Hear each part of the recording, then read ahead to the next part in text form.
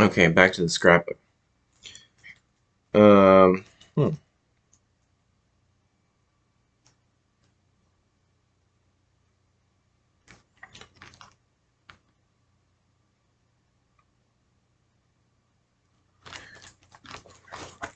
This so these reproductions of World War II era newspaper clippings are they're interesting. So maybe I'll read this one here. Okay. Well, first there's this little short thing about Italy. It says Premier Marshal Pietro Badoglio dissolved his Italian government today and was charged by Crown Prince Umberto with forming a new government to include political leaders in liberated Rome. All right, so okay, then there's this one about the historic Tiber. Okay, it says Allied headquarters, Naples. Fifth Army forces drove steadily beyond liberated Rome today. Some units plunging as much as 5 miles out from the historic Tiber River against what was officially termed only weak resistance. The battle to destroy the enemy continues without pause, said a communique. French troops have captured Tivoli on the Avezzano Highway, 30 miles northeast of Rome, the British Broadcasting Company announced today. Lieutenant General Mark W. Clark's troops have crossed or reached the Tiber all the way from Rome to the sea, and enemy divisions still in the flatlands below the city are in desperate straits. In the coastal area alone, well over 2,000 prisoners apparently will be unable to scramble out of the Allied net because all Tiber bridges from Rome to the sea either have been blown up or captured. In still jubilant Rome, however, 11 crossing remained intact. And the Fifth Army poured across in a constant stream to chase the Germans fleeing northward in disorder. In the mountains east of Rome, German rearguards threw strong opposition against the British Eighth Army in an effort to cover the northward withdrawal of the main enemy troops in that sector. The Allied air forces gave the German columns no rest. In the area immediately north of Rome yesterday, more than 375 of their vehicles were destroyed or damaged by fighter bombers. Oh, I'm hungry already. It's 5:56 a.m. Hmm.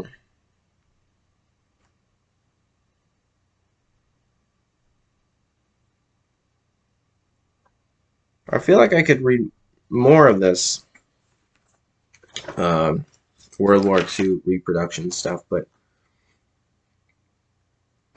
because it's all interesting. Maybe I'll leave it at that.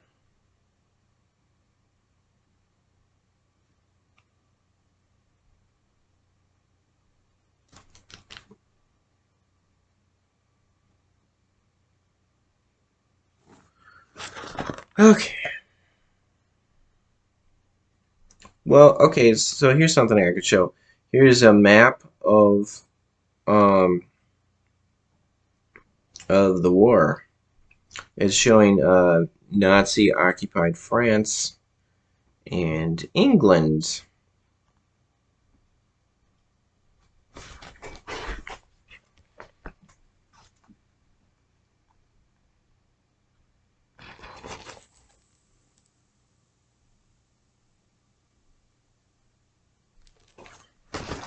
So that's kind of neat. Calm nation turns to prayers for peace as invasion begins. Um, Allies make good on gamble.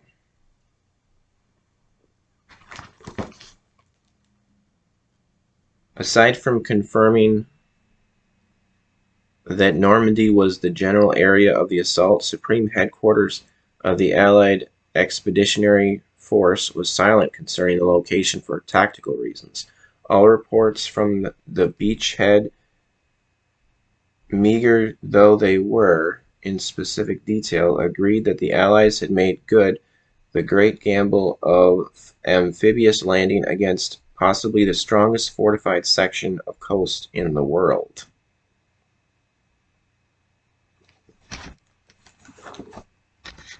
Bumped my laptop there. All right.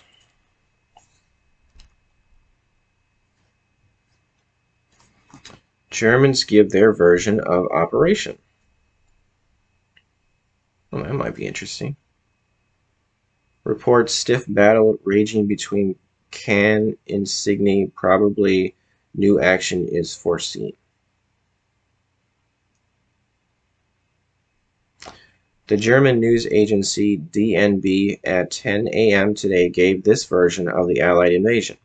An Anglo-American large-scale attack against the Seine Bay and Normandy began early in the morning of June 6th with the dropping of major airborne formations between the estuaries of the Seine and Orne in the area of Insigny, Caen, and near Barfleur at the northeastern tip of the peninsula of Normandy.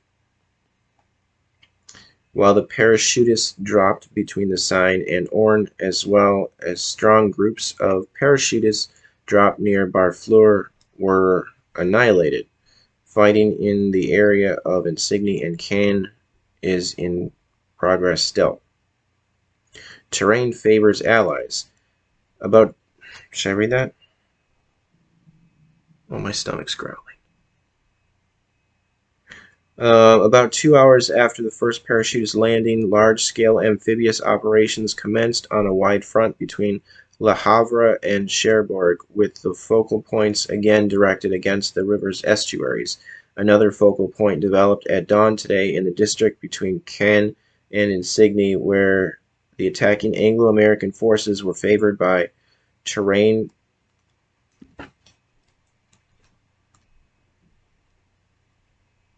It's a little faded there.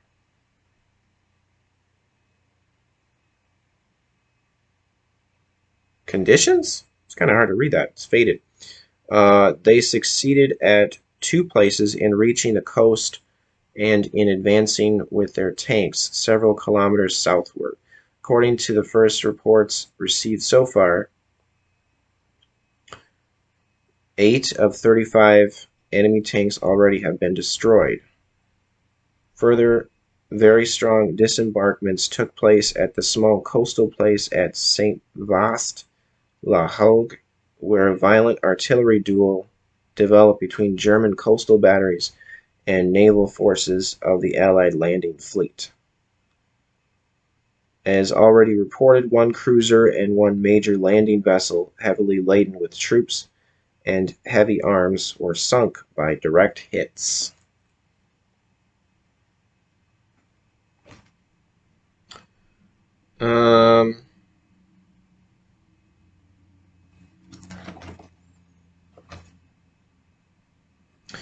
Invasion operation bulletins. Nazis report on front.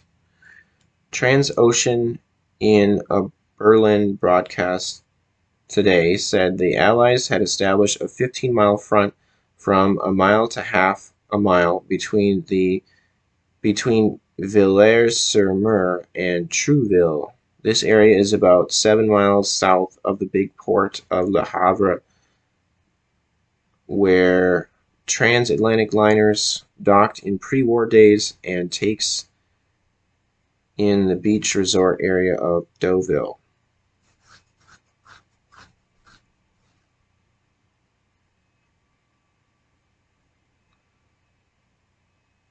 Held up day, Supreme Headquarters. Allied Expeditionary Force. The Allied landings in France were postponed 24 hours due to bad weather. It was learned today they were originally scheduled for yesterday morning. As the time for the original D-Day approached, there was a clear sky, but the weathermen warned that a storm was coming, and General Eisenhower postponed the operation 24 hours. Although the weather still looked bad when the invasion was ordered, the predictions were for clearing skies, and the expedition moved. Cut.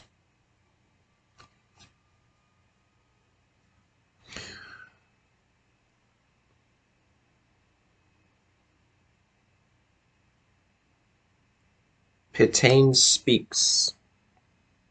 The Paris radio today broadcast an appeal by Marshal Pétain to Frenchmen to refrain from actions which would call down upon you tragic reprisals. France has become a battlefield, said the aged Vichy chief. The circumstances of battle may compel the German army to take special measures in the battle area. Accept this necessity.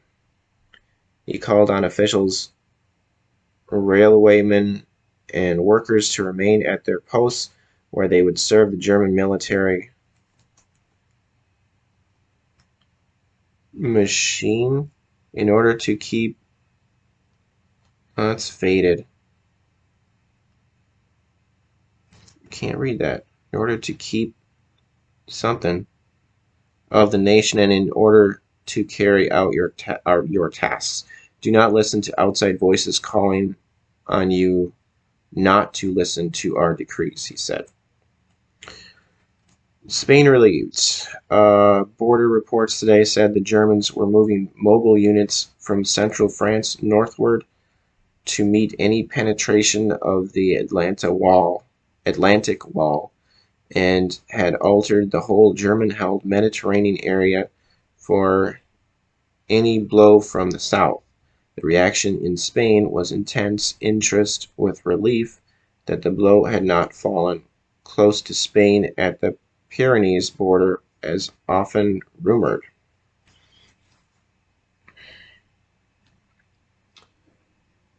Okay.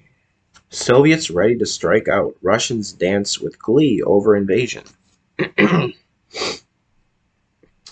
Russian armies were understood today to be massing and preparing to perform their part of the joint Allied task of crushing Germany with a blow from the east, combined with General Eisenhower's invasion from the west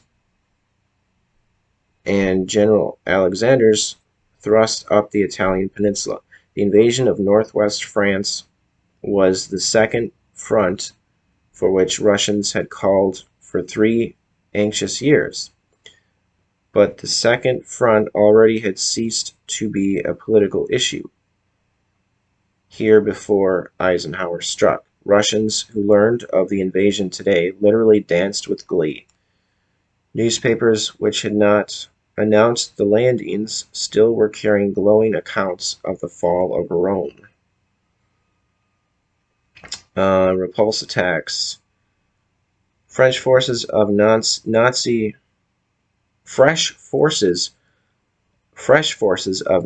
infantry and tanks attacking in the week-long German offensive in the Iasi sector in Romania were repulsed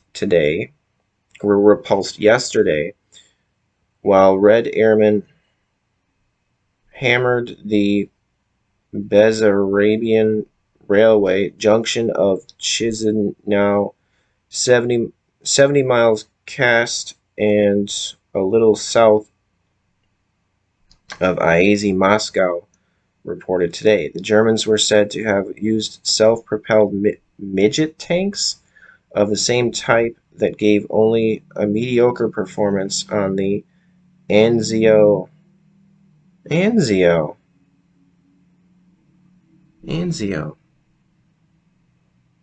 think that's in a Pink Floyd song, Anzio.